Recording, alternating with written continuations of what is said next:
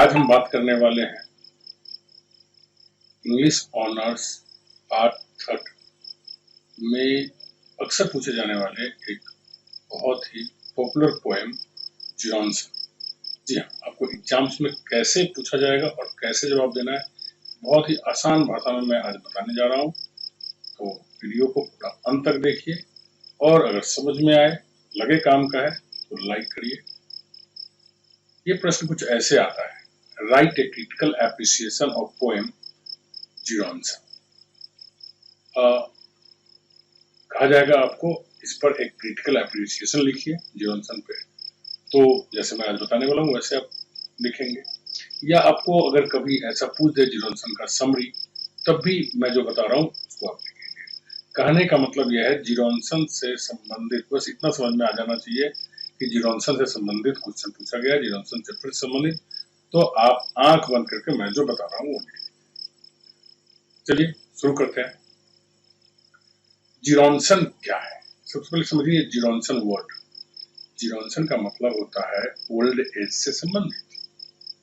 जी हाँ, जब हम आप बूढ़े हो जाएंगे तो हमें एक बूढ़े के लिए स्पेशलिस्ट के पास जाना पड़ेगा, जिसको बोलते हैं जेरोंटोलॉजिस्ट।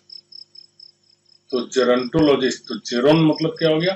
ओल्ड एज से संबंधित। इस पोएम में जो मेन स्पीकर है वो एक्चुअली एक बूढ़ा आदमी है, और वो बूढ़ा आदमी अपने लाइफ के एक्सपीरियंसेस को बताते हैं, इसीलिए इस पोएम का नाम है जॉनसन। और इनफैक्ट इस पोएम में जो स्पीकर है वह अपने आप को जॉनसन नाम ही दिया है, और ये जॉनसन पोएम लिखी गई है टी.एस. एलियट के द्वारा। चलिए देखते हैं कैसे लिखना है हमें इसका answer. Johnson is a poem that was written by T.S. Eliot। ये आप बचपन से पढ़ते आ रहे हैं कि इस तरह से लिखना होता है हमें, 9th-10th में भी ऐसे आप पढ़े होंगे, 11th-12th में पढ़े होंगे।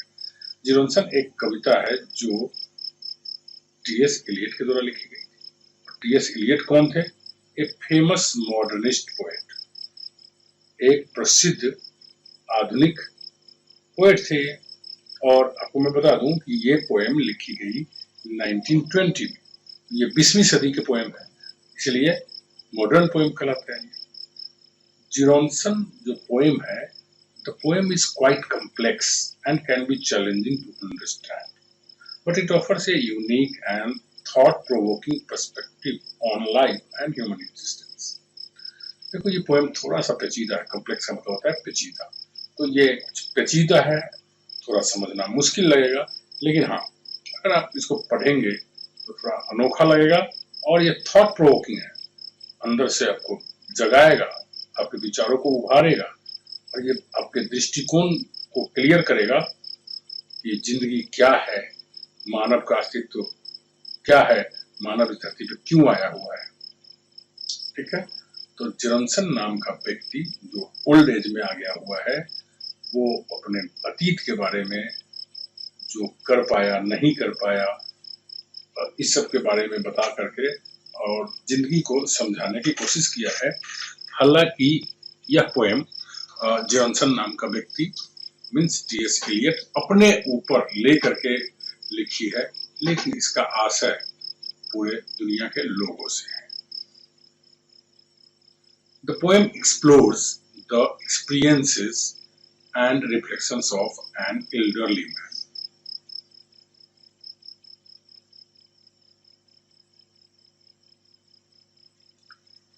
ये पोएम जो है एक्सप्लोर करता है, मतलब खोजता है, बताता है द एक्सपीरियंसेस, अनुभव को, and reflections of an elderly man, एक बुजुर्ग आदमी के क्या अनुभव होता है और वो कैसे उसको व्यक्त करते हैं, इस पोएम में देखने को मिलता है।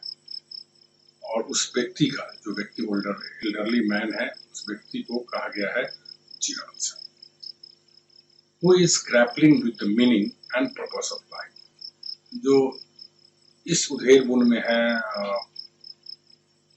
उलझे हुए हैं कि आखिर ये जीवन क्या है, जीवन का क्या मतलब है, जीवन का उद्देश्य क्या है, लोग क्यों इस धरती पे आते हैं, तो इसी बारे में सोचता है वो बुजुर्ग आदमी, जिसका नाम क्या है, Johnson. Through vivid imagery and fragmented language. Through vivid, vivid means होता है स्पष्ट, इसमें एकदम स्पष्ट इमेजिनेशन का प्रयोग किया गया है। मतलब आप जब पोएम पढ़ेंगे तो आपको इमेजिन होगा, ठीक है। जैसे इस पोएम में कवि ने अभिव्यक्ति की है कि मैं युद्ध में नहीं गया, मैं भी वार में जाता तो क्या होता, किसी जंगल में मैं होता, वहां पे मच्छर काटते। तो मतलब एक ऐसे बताया है जैसे कि पूरी आपकी कल्पना शक्ति बढ़ेगी, मतलब आपकी कल्पनाओं में आएगी, जैसा कर रहे हो वैसा आप इमेजिन करना शुरू कर देंगे। जहां तक इस यहाँ की भाषा की बात है, इस पोएम में जो लैंग्वेज की प्रयोग की गई है, ये फ्रेगमेंटेड लैंग्वेज प्रयोग की गई है। फ्रेगमेंटेड लैंग्वेज प्रयोग की गई है मतलब क्या, ये टूटी फूटी लैंग्वेज यूज की गई है। टूटी फूटी मीन्स खंडित, एक स्पष्ट लैंग्वेज नहीं यूज की गई है। अब इसके पीछे दो तीन कारण है कि जो लेखक है यहाँ पे अपने आप को ये दर्शाना चाह रहा है कि ये बूढ़ा हो चुका है, बूढ़ा हो चुका है, इसलिए उसके पूरे ना तो ढंग से माइंड काम करता है, ना ही हाथ काम करता है लिखने का। इसी वजह से ये कहीं न कहीं लैंग्वेज को प्रॉपर लैंग्वेज नहीं लिख पा रहा है। तो यहाँ पोएम में ये बात भी दर्शाने की कोशिश की गई है कि जब कोई इंसान ओल्ड एज में चला जाता है तो कैसे उसका माइंड नहीं काम करता है, कहना कुछ और जाता है, कहा कुछ और जाता है, या कहता भी है तो बहुत अच्छी लैंग्वेज नहीं बन पाती। देखो इसमें एक दो चीज और समझने की बात है कि जो पोएम में लैंग्वेज यूज की गई है वो लैंग्वेज फ्री वर्स है, मतलब कोई लय नहीं बनती है इस पोएम में। इसको कहा गया है free verse. Eliot conveys a sense of disillusionment and despair. देखो हम लोग जीवन के बारे में बहुत सारी चीजें सोचते हैं कि जीवन ये है वो है, लेकिन इलियट ने स्पष्ट रूप से दर्शाया है कि जिंदगी के बारे में हम सोचते हैं वो हमारा भ्रम है और हमारे भ्रम को खत्म किया है। और जब हमारा भ्रम खत्म होता है जीवन के बारे में, बहुत निराशा होती है, डिस्पेयर। तो ये बहुत ही जबरदस्त पोएम होने वाली है। नेक्स्ट समझते हैं। One of the key themes in the poem is the loss of vitality and the feeling of being trapped in old age. इस पोएम के अंदर एक जो महत्वपूर्ण चीज जो डाली गई है, जिसका थीम है, आधार है इसका, वो है लॉस ऑफ वाइटलिटी। वाइटलिटी मतलब होता है जौवन वाली ताकत।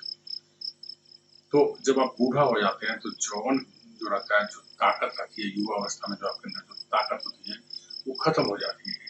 और जब एक बुजुर्ग आदमी जो कभी बहुत यंग हुआ करता था, उसके पास बहुत ताकत होती थी और वो अब ओल्ड एज में आके फंस गया है, तो उस समय कैसी फीलिंग आती है, इस चीज को दर्शाया गया है। Jironson is portrayed as a lonely and isolated figure, disconnected from the world around him. जिरोनसन एक ऐसे व्यक्ति को चित्रित किया गया है, मतलब एक ऐसा बूढ़ा व्यक्ति जो अकेले है, आइसोलेटेड फिगर है, मतलब अलग थलग हो गया हुआ है सोसाइटी से, किसी से उसका कोई संपर्क नहीं होता है, उसके आसपास के लोगों से ज्यादा बातचीत नहीं होती, उसके आसपास की दुनिया उसके लिए बेगाना हो चुका है। तो ऐसा व्यक्ति जो एक ओल्ड एज में हो, कोई बात करने वाला नहीं हो, किसी से कोई ज्यादा मतलब नहीं हो, तो वो व्यक्ति कैसा फील करता होगा, तो इस पोएम को पढ़ने से महसूस होता है। He reflects on his past experiences and the mistakes he has made, feeling a sense of regret and bitterness. और वो अपने बीते हुए अनुभवों को दर्शाता है और याद करता है अपने बीते हुए समय में जो काम किया था, अगर तो उसने गलती की हुई है उसके लिए उसे अफसोस होता है और पछतावा भी करता है और उसे बुरा भी लगता है कि हमने गलत किया, अतीत में वो नहीं करना चाहिए था, तो उसे खराब भी लगता है और उसका पश्चाताप भी करता है। Eliot uses a wide range of literary and historical references throughout the poem. देखो एलियट ने इस पोएम में बहुत सारी साहित्यिक और ऐतिहासिक रेफरेंसेस दी हुई है पूरी पोएम में। जैसे मैं बता दूं, इसमें एक युद्ध की बात की गई है, बैटल की बात की गई है जो somehow 430 BC में एक युद्ध लड़ी गई थी, that was between France and England. सो बहुत ओल्ड एक उसका रेफरेंस दिया गया है। तो इस तरह से बहुत ऐतिहासिक और साहित्यिक चीजों का एग्जाम्पल देकर के पोएम बनाया गया है, विच एड्स टू इट्स कॉम्प्लेक्सिटी, जिसकी वजह से क्या होता है कि जो जिसको पहले से अगर इसका आधार नहीं मालूम है तो उसको इस पोएम को समझने में मुश्किल होती है। इस पोएम को थोड़ा पेचीदा बना देता है। These references often allude to the decay and decline of civilization, suggesting that Jeronson's personal struggles mirror the larger struggles of humanity. देखो ये एक बहुत बड़ी चीज है इस पोएम में कि जेरोन्सन दिखाता है। जेरोन्सन क्या है? ओल्ड एज में व्यक्ति है। तो वो इशारा करते हैं, एल्यूड करते हैं, इशारा करते हैं कि जब व्यक्ति जैसे जेरोन्सन अपने लाइफ को पूरे सिविलाइजेशन से जोड़ दिया, पूरा मानव जाति से जोड़ दिया है कि उसका लाइफ, जेरोन्सन का लाइफ केवल जेरोन्सन का लाइफ नहीं है, बल्कि पूरे सोसाइटी, पूरी मानवता भी उसी तरह का हो गई है कि जिस तरह से जेरोन्सन अब ओल्ड एज में चला गया है, अब उसकी क्षय हो गया है, कमजोर हो गया है जेरोन्सन, ठीक उसी तरह से इंसान का जो सभ्यता है वो भी क्षय हो गया है, वो भी कमजोर हो गया है। ठीक है। और बताता है कि जेरोन्सन का जो व्यक्तिगत स्ट्रगल है, जेरोन्सन जिन चीजों को अपने ओल्ड एज में फेस कर रहा है, जिस तरह की समस्याओं को या जो अनुभव कर रहा है, वो वास्तव में केवल एक जेरोन्सन नाम के व्यक्ति का अनुभव नहीं है, बल्कि पूरी मानव जाति को ही ऐसी अनुभव होती है।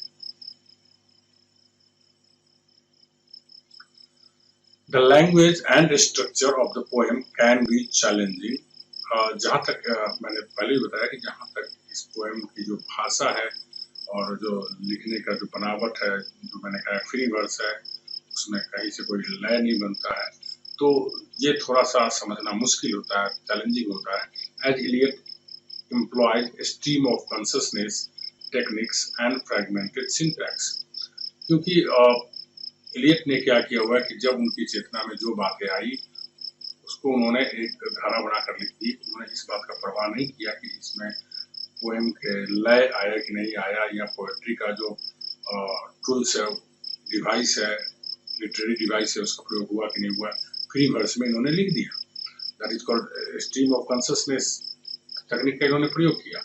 और भाषा भी फ्रैगमेंटेड, अखंडित सिंटेक्स है, मतलब पूरा लय नहीं बन पाता है, कोई मीटर नहीं बन पाता है, जिसकी वजह से इसको कहा गया है fragmented syntax. This creates a sense of confusion and disorientation, reflecting Gerontion's own mental state and the fragmented nature of his thoughts. देखो इसमें दो बातें हैं। एक ये दर्शाने की कोशिश की गई है कि जेरोन्सन जो होता है राइटर, भी पूरा ओल्ड एज में चला गया हुआ है। अब वो सोचता कुछ और है, होता कुछ और है, लिखता कुछ और है, लिखा जाता कुछ और है। मतलब क्या, ओल्ड एज में जाने के बाद इंसान पूरी तरह से कंफ्यूजन में जीता है और वो डिसओरिएंटेशन होता है, मतलब एक प्रॉपर चैनल में वो नहीं चल पाता है। तो ये कहीं ना कहीं एक बुजुर्ग व्यक्ति के, एक ओल्ड एज में रहने वाले व्यक्ति के मन स्थिति को दर्शाता है, और ये भी दर्शाता है कि ऐसे व्यक्ति के मन में तरह तरह के विचार उत्पन्न होता है, जो खंडित होता है, एक कोई लय में नहीं होता, कभी कुछ और सोचता है, कभी कुछ और सोचता है। वही फ्रैगमेंटेड नेचर आता है बुजुर्ग में, मतलब ओल्ड एज में जाने के बाद। अब चलिए लास्ट देखते हैं। Overall Gerontion is a complex and introspective poem that explores themes of ageing, isolation and the search for meaning. Overall हम ये कह सकते हैं कि जेरोन्सन एक पेचीदा और मतलब अपने अंदर झांकने वाली पोएम है, जो बताता है कि किस तरह से एक ओल्ड एज के व्यक्ति जो समाज से अलग है, तो उसके लिए जिंदगी का क्या मीनिंग होता है, यही इस पोएम का थीम है। While it may require multiple readings and some background knowledge to fully appreciate, the poem offers a rich and evocative exploration of the human condition.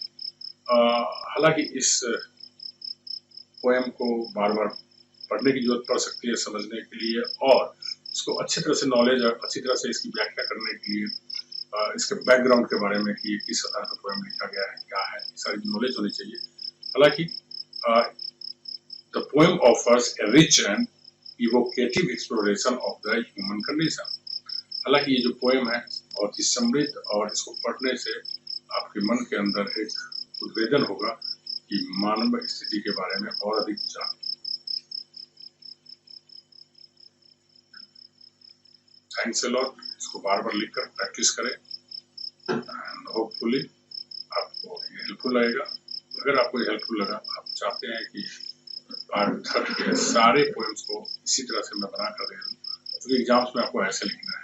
आप लाइन बाय लाइन पोएम का meaning भी जान लेंगे, फिर भी आपको ऐसे लिखकर प्रैक्टिस करना ही पड़ेगा। एग्जाम्स अगर नज़दीक है तो आपको इसी तरह का चीज़ ज़्यादा हेल्प करेगा।